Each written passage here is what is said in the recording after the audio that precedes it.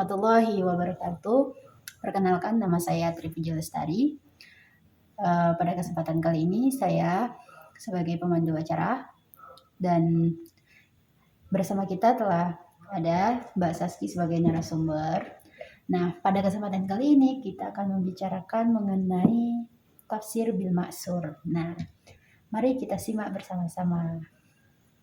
Oke, Mbak Saski, sebenarnya tafsir bil ma'sur itu apa sih sebenarnya kita?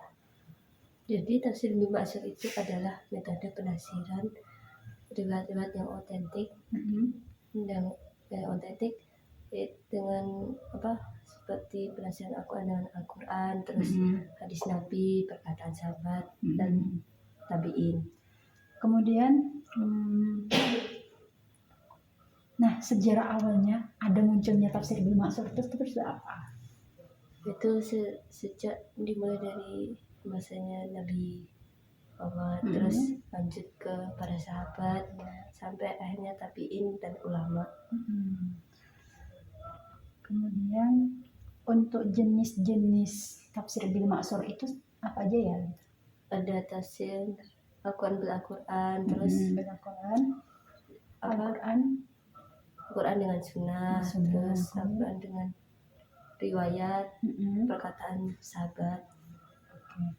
Nah,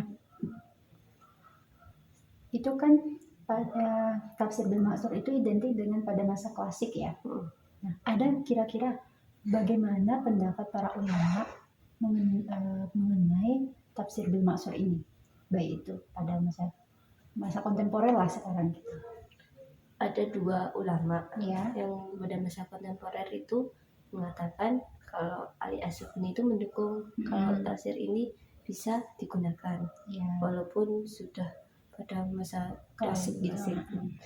Nah, tapi kalau Quraisy Shihab itu tidak mendukung, karena ini harusnya tetap dipakai pada zaman klasik saja, tidak zaman kontemporer. Jadi bisa dikatakan bahasanya dari dua ulama ini kayak saling bertolak belakang ya. Yang menurut Ali Sabuni itu ini masih relevan gitu ya kalau pakai bil ma'sur. Nah, sedangkan menurut Quraisy Shihab kurang relevan karena masyarakat di masa klasik sama masyarakat di masa kontemporer itu berbeda cara pola pikirnya kan. Kayak selanjutnya, nah ada nggak sih karya tafsir yang bercorak bil ma'sur itu karya tafsir apa aja gitu? Ada tafsir Ibnu Atiyah, terus Al-Jawahir, sama yang satu Ibnu Katsir. Nah, dari tafsir Ibnu Katsir itu sendiri, apakah semua jenis tafsir misalnya kayak Al-Quran Al-Quran bersunnah itu ada di kitab tafsir Ibnu Katsir? Kalau yang saya baca itu ada ya tafsir Al-Quran dengan Al-Quran yang kalau nggak salah itu terdapat di surat Al-Maidah ayat 3 yang uhilat lakum bahimatul an'ami, itu kan sama yang hurimat alaikum. Nah, itu kan ada kata kayak hampir sama, itu kan diharamkan sama kecuali 3 hal yang dimakan. Jadi misalnya ayat di Al-Maidah menjelaskan tentang kata ini misalnya. Nah, ternyata Al-Quran di ayat yang lain juga mendukung argumen di ayat sebelumnya gitu. Nah, dari Al-Quran dengan sunnah itu ada nggak sih dalam tafsir Ibnu Katsir itu? Kalau sunnah itu ada tentang, contohnya itu yang di surat Al-Jumu'ah ayat 2 yang membahas tentang zikir. Tentang zikir, oke. Kan hampir sama ya sama kayak tadi, ada kata yang sama walaupun berbeda. Itu dijelaskan dengan hadis Nabi gitu misalnya. Kemudian apa lagi ya?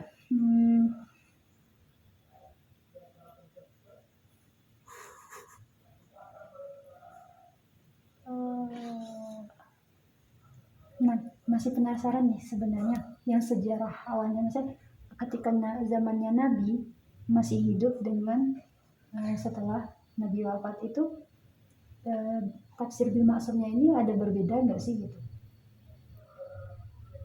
Berbeda ya, kalau soalnya kan kalau pas pada zaman Nabi kan ketika ada permasalahan kan langsung bertanya dengan Nabi ya maksudnya ini benar apa tidak gitu.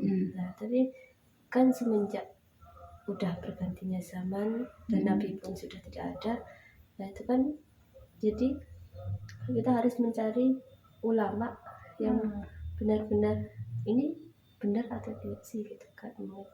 Oh jadi ketika Nabi masih hidup gitu ya, misalnya ada ayat turun kemudian langsung ditafsirkan oleh Nabi gitu kan. Nah jadi sumber utamanya kan dari Nabi gitu. Nah setelah Nabi wafat, nah para sahabat itu untuk menafsirkan itu tuh dengan banyak metode lah ya, mungkin dari hadis Nabi yang sebelumnya kemudian bisa dikaitkan gitu, ataupun dengan para sahabat yang udah dikenal keadilannya gitu. Oke.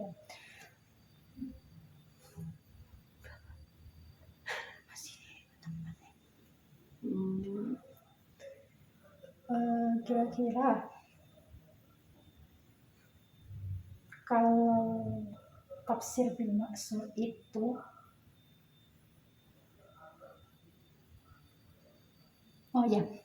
pendekatan yang digunakan dalam tafsir bil ma'sur itu apa aja?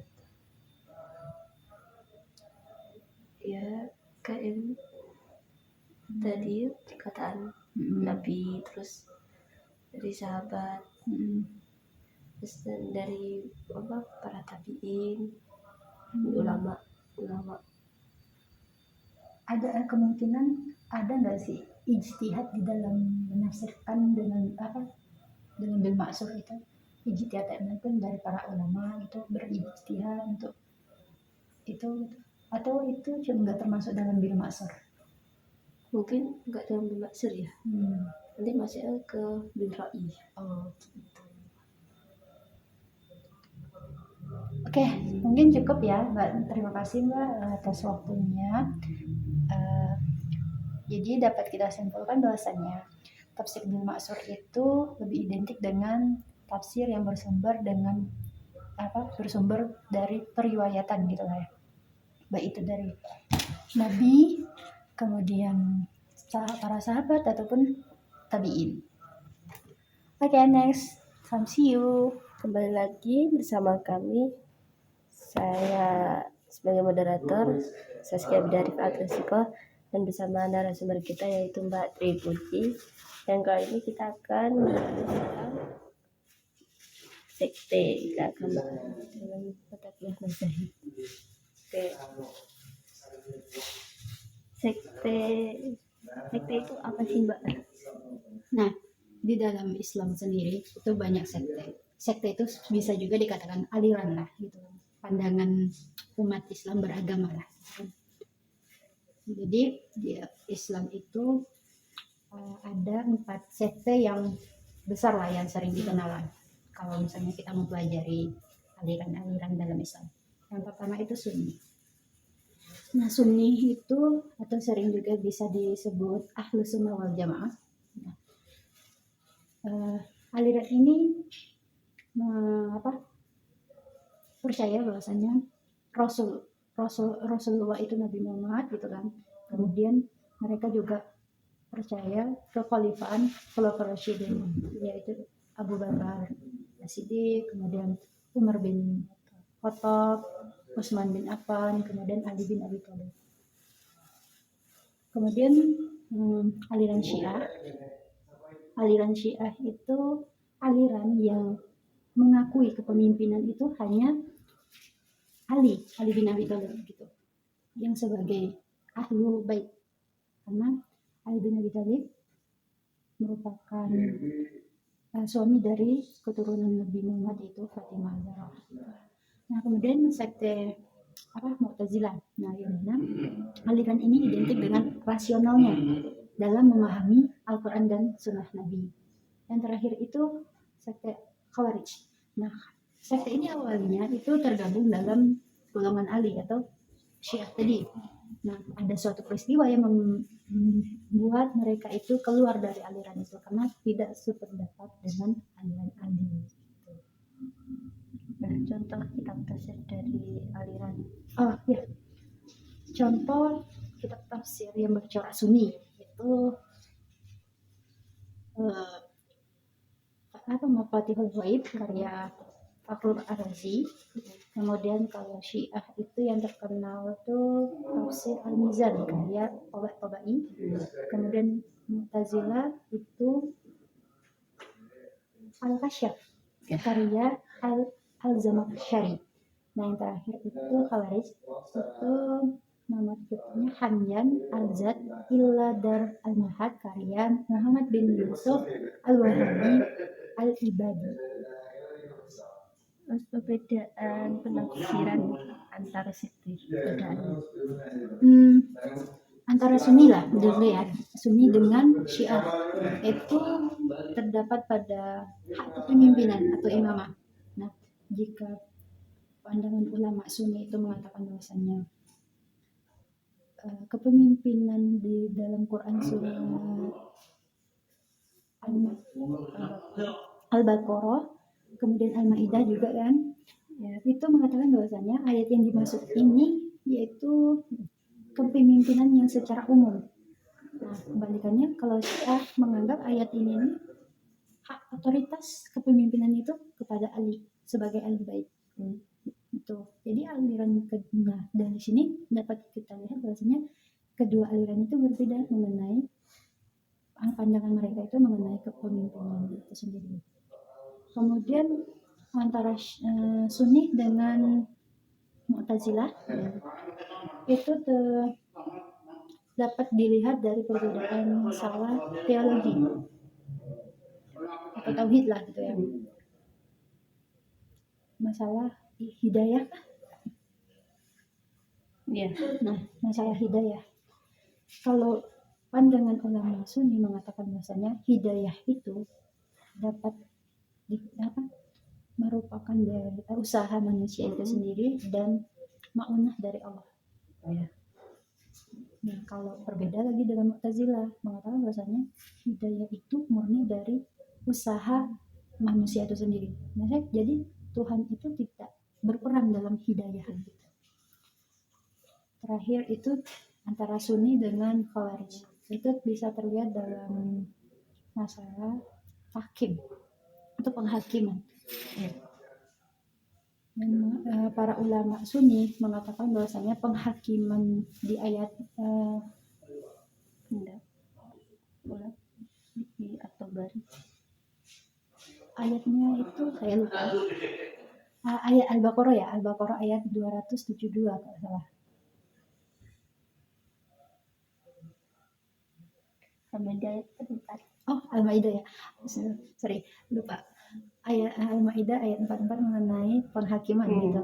Nah, kalau dari ulama Sunni mengatakan bahwasanya ayat yang dimaksud ini itu tuh bukan permasalahan umat Islam secara umumnya ya. Itu melainkan ke ahli kitab yang kita kenal banyak sering mengubah kata dan mengubah kitab suci gitu sehingga mengingkari kenabian Nabi Muhammad. Nah, berbeda dengan Mu'tazilah, Khawarij. Nah, berbeda dengan Khawarij, mereka memandang penghakiman ini manusia itu tidak punya otoritas. Jadi sebaik-baik tahkim itu hanyalah Allah.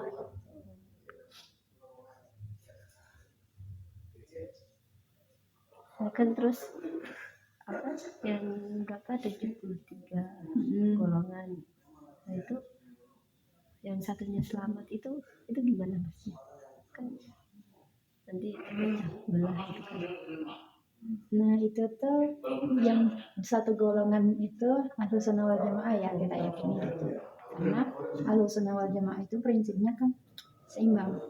Maksudnya nggak terlalu fanatik ke suatu itu ya kan, saya kayak netral lah gitu. Jadi nggak terlalu fanatik juga nggak terlalu intinya gitulah. Nah, kemudian dalam penafsiran nih, tujuan dari 4 sekte ini berbeda-beda. Kalau tafsir Sunni itu, dalam tafsirnya itu memuat pola teologi, yaitu Asy'ari, Maturidi. Nah, kalau pola fikihnya itu 4 mazhab itu, kayak Hanafi, Hambali, Maliki, Syafi'i. Nah, kalau tujuan Syiah itu sebagai legitimasi untuk melawan kepemimpinan Ahlussunnah. Nah, Mu'tazilah bertujuan, kenapa mereka membuat tafsir itu? Untuk mereka tuh memasukkan ajaran-ajaran atau prinsip-prinsip yang mereka anut dalam penafsirannya. Nah, Khawarij juga kayak gitu. Mereka memasukkan ajaran-ajaran mereka untuk mempropagandakan suatu pandangan mereka. Kesimpulannya, Ahlussunnah wal Jamaah merupakan aliran yang mengakui kerasulan Nabi dan kekhalifahan Rasul. Terus kalau Syiah itu aliran yang menganggap bahwa kepemimpinan Islam adalah setelah wafatnya Rasulullah hanya berhak dimiliki oleh Ali. Nah, kalau Mu'tazilah aliran yang mengutamakan akal dan memahami Al-Quran dan hadis Nabi. Dan terakhir Khawarij, yaitu aliran yang memisahkan diri dari golongan Ali bin Abi Thalib. Ya mungkin itu saja. Kurang lebihnya mohon maaf. Assalamualaikum warahmatullahi wabarakatuh.